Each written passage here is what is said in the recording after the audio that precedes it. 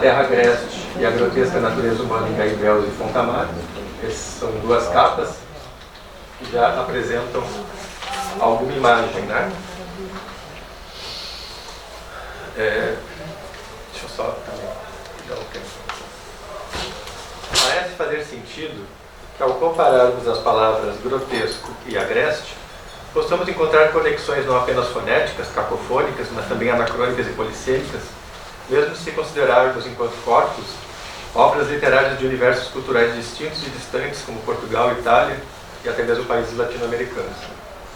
Agreste é a palavra ou termo que reincide, repete-se, revolve-se em obras neorrealistas como Gaibels, do escritor português Alves Redol, de 1939, a primeira publicação, e Fontamara, de 1933,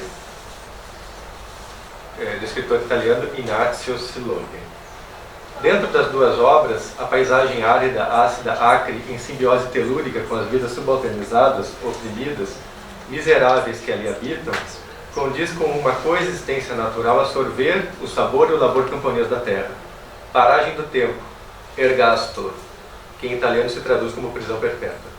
Espaço e tempo dos dias sempre iguais e diversos, como aponta o crítico português Antônio Pedro Pita, ao investigar uma epigonia neorromântica na literatura neorrealista. Esse lastro neorromântico guarda relação com o herói menor, capaz de abrigar um infinito dentro de si. Do corpo móvel circunscrito à terra imóvel, ao ciclo das estações, à alternância de sol a sol, aprisionado sem saída, em imanência profunda e movente, em devir sempre no agora. No entanto, esse herói menor neorrealista, espoliado, marginal, projeta seu futuro na dimensão revolucionária de um imenso heroísmo por vir, comezinho e messiânico, de imobilidade fundamental. É o herói de homem simples de sua vida simples, seja os Gaibels que descem da região da Beira Baixa para trabalharem desumanamente na ceifa do arroz no ribatejo, seja os Cafone, camponeses miseráveis de grano turco, no Abruzzo, aprisionados às suas vidas secas sob a radicalidade do biopoder fascista em Fontamara.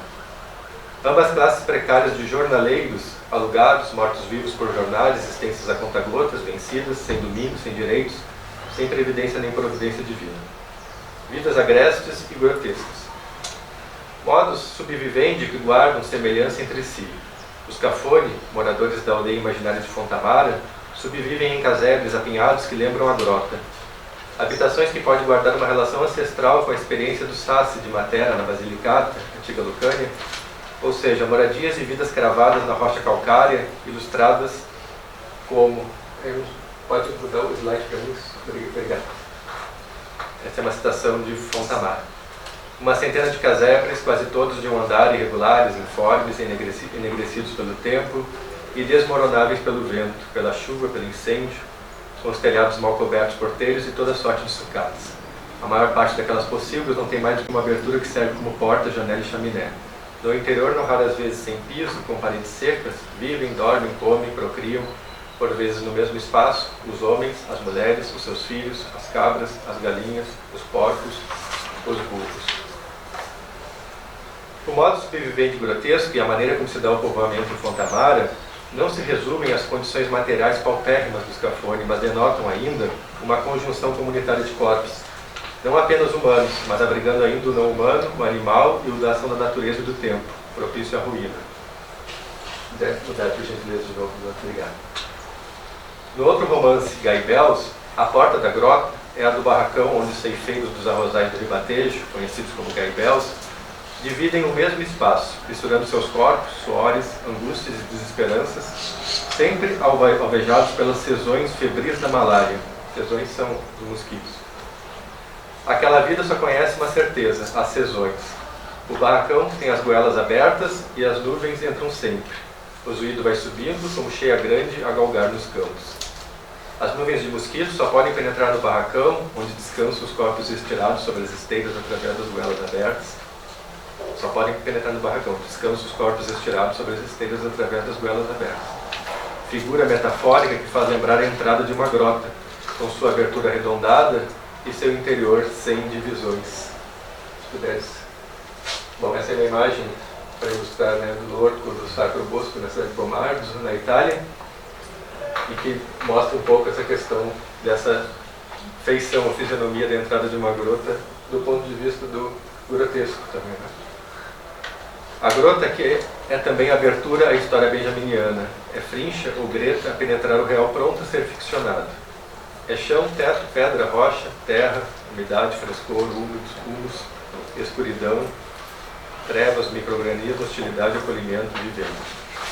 A grota, também pode responder em outras línguas latinas por gruta ou caverna, torna-se, portanto, ciclo da vida e da morte, como afirma Francis Condell. Uma citação agora da Francis Condell, que está em espanhol, mas eu vou falar em português. A grota se associa à fertilidade e ao vento, assim como a morte e a tumba. É terreno e material, uma cova, uma boca aberta que nos convida a descer a outros mundos. Se o grotesco nos leva mais além dos limites do mundo que conhecemos, também nos recorda de nossos próprios limites e nossa própria mortalidade. O grotesco advém da palavra italiana grota, e no plano estético remonta às descobertas de afrescos encontrados pelos renascentistas no início do século XVI, no subterrâneo da Domus Aurea, casa dourada do imperador romano Nero em Roma. O próximo, por favor. Obrigado. Não se pode, entretanto, como afirma Wolfgang Kaiser, traçar uma origem do grotesco, já que o surgimento remonta a épocas ainda mais remotas. Vitrúvio, arquiteto romano que viveu no século I depois de Cristo, condenou o grotesco como uma moda bárbara. Todos esses motivos, a citação de Vitrúvio, todos esses motivos que se originam da realidade são hoje repudiados, pois, aos retratos do mundo real, prefere-se agora pintar monstros nas paredes. É a crítica do Vitrúvio. No entanto, com o Renascimento italiano, especialmente com as obras de Rafael, o grotesco ganhou o mundo e durante o romantismo francês do século XIX passou a ser pensado como categoria estética por Victor Hugo, no famoso prefácio intitulado Do Grotesco e do Sublime, de 1827. Preferimos, entretanto, aqui não prender o grotesco a uma categoria estética, como salienta Wolfgang Kaiser, mas a um movimento que absorve os fluxos e refluxos do tempo. Com isso, Kaiser admite para dentro do traço grotesco o cômico sarcástico, mas também o lúgubre, o estranho, o abissal. Formas híbridas, metamórficas, antropomórficas, operando numa dobra entre o humano e o não humano, ou humano e o animal, ou humano e a terra. Mas o grotesco também abriga o bathos, de que fala Bakhtin, em a cultura na Idade Média, a cultura popular na Idade Média e no Renascimento. O bathos, o rebaixamento corporal, muitas vezes irônico. E é a citação do Bakhtin. O realismo grotesco não conhece outro baixo. O baixo é a terra que dá vida. E o seio corporal. O baixo é sempre o começo. A terra, então, adquire, na perspectiva grotesca, a condição de ventre, de bathos corporal, de cavidade ou cova da vida que também se abre à morte. Origem e retorno em devir, esburacado que borra os limites do humano e inaugura um ciclo sempre aberto. Nos romances aqui analisados, a terra é agreste, quase infértil de vida. Os gaibéus ceifam as panículas do arroz curvados sobre o chão, partidos pelos rentes à terra, como em simbiose telúrica. Essa condição os animaliza, os rebaixa. Caminhando pelo carril dos arrozais, lembram carreiras de formigas.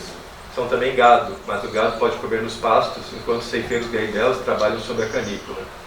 As vozes das mulheres às vezes se confundem com as das rãs nos charcos de arroz. Isso. Essa é uma citação de Gaibel. Parece às vezes que as rãs cantam e as mulheres coacham. O flagrante rebaixamento corporal, os seres rastejantes, murmurantes, coachantes, aproxima-os da subhumanidade, do desagradável, do terroso, do sujo, do impuro. Em Fontamar, os camponeses cafones são diversas vezes comparados a piolhos ou vermes. Por sua vez, o personagem cafone sem terra Berardo Viola é apresentado antropomorficamente. Não é forte como um homem, mas como um touro. O corpo forte, semelhante a um tronco de carvalho. O pescoço curto e taurino e a cabeça quadrada. Admirado pelos outros cafone por sua força monstruosa, Berardo Viola é lembrado por ter conseguido numa noite carregar às costas um burro até o alto do campanário da igreja. Outra passagem do personagem ocorre na prisão, quando já maltratado pelos intermináveis interrogatórios da polícia fascista, Berardo Viola tem a oportunidade de agarrar-se a um dos guardas e fincar-lhe os dentes na nuca, necessitando que um outro policial martelasse suas mandíbulas para que se soltasse da presa. Como animais humanos, antropomorfizados, gaibéus e cafone convivem com um necropoder que os desumaniza, descarta, explora obscenamente até o êxtase. Em Fontamara, vemos no último capítulo a aldeia ser arruinada e os cafones exterminados pelas forças fascistas. Em Gaibels, os ceifeiros migrantes, após a longa estação da ceifa do arroz, precisam retornar como restos de gente à sua terra, ao inverno inclemente que os deixará mais uma vez sem trabalho nem comida, cumprindo um ciclo de morte em vida. São figuras sem rosto, vidas ceifadas, corpos deformados pelo poder, que geração após geração os condena à miséria da terra agreste, ou à morte. Se, como afirma Achille Mbembe, exercitar a soberania, exercer controle sobre a mortalidade e definir a vida como uma implantação e manifestação de poder, em Fontamara, não é apenas a falta de terras cultiváveis ou de trabalho que confirma a existência de uma necropolítica soberanamente atuante. O fantasma da guerra, sempre presente, infunde o fetiche fascistizante obsceno sobre as vidas cafone. No capítulo 3 de Fontamara, indignado com a obrigação de se ter uma terceira, que é a carteira da filiação ao Partido Fascista, para poder procurar trabalho em Roma, exigida pelos policiais e pelas instituições do regime, como se estivesse em tempos de guerra, o cafone Berardo Viola recebe a seguinte resposta de outro cafone, chamado Michele Zompa. Essa citação: as guerras e as epidemias são invenções dos governos para diminuir o número de cafone. Agora se vê que estamos mais uma vez em número demasiado. A deformação grotesca, que beira ou margeia a morte, acaba se revelando como máscara fascista. No Fontamara, os camisas negras, mercilianos do regime, também são descritos com caracteres grotescos. No capítulo 5, cerca de 200 camisas negras chegam armados a Fontamara com mosquetes e punhais na cintura, violando e estuprando, descritos depois como mascarados de morte. A máscara da morte, que encobre a realidade de Cafone e Gaibel, semblante da paixão pelo real de que fala no Badiou e no século, é atravessada como ficção ou real ficcionado em Gaibels e Fontamara, maneira de transpassar a fantasia lacaniana e acessar o real da obscenidade fascista espetacularizada, desnorteadora, a paixão pela violência, por aquele horror que também repousa no coração das trevas de Joseph Conrad, pela guerra que ainda nos fascina. Só atravessando essa fantasia é que se desmascara o monstro moral, o anormal sem chance de normalização a que se refere Michel Foucault, em Os Anormais. O grotesco que agora não é somente deformação física, mas também deformação moral, como o onipotente podestá de Fontamara, comparado por muitos ao demônio, ou o patrão Agostinho Serra, dono dos arrozais em Gaibels, que é o milhano que espreita do alto os estorninhos Gaibels. Milhano, em Portugal, é ave de rapina, falcão que ataca os pequenos pássaros estorninhos. No entanto, Gaibels e Cafone ainda necessitam aprender com os estorninhos e com a natureza sobreviverem, formarem multidão para se defenderem contra as garras do milhano, combaterem o bando, os rapineiros, o autoritarismo ou o fascismo de matilha, de que falam Deleuze e Guattari em Mil Platôs, Capitalismo e Esquizofrenia. O povoamento da terra no dever animal, camponês ou ameríndio, como retorno à terra matriarcal, como cuidado do ser vivente, não mais subvivente, pode ser o feitiço contra o opressor. O grotesco então sai da grota como necessária ironia, contra a moeda que entra em cena para desnortear o desnorteio de um poder fascistizante.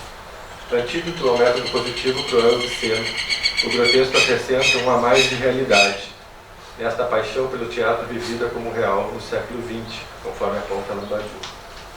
A paixão pela representação, pela cena, pelo espetáculo é também paixão grotesca pela guerra, pela violência, pela morte.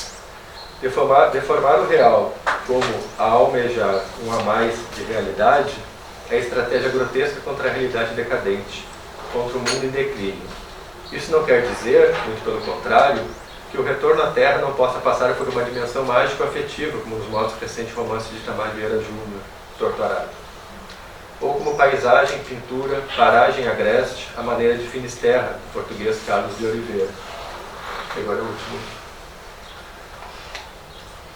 O poeta, pintor e crítico português Mário Dionísio, num artigo escrito para a revista Seara Nova, de Portugal, conclui que a arte neorrealista cabia a tarefa de deformar sempre, até onde esta palavra, liberta do sentido etimológico, possa significar dar nova forma.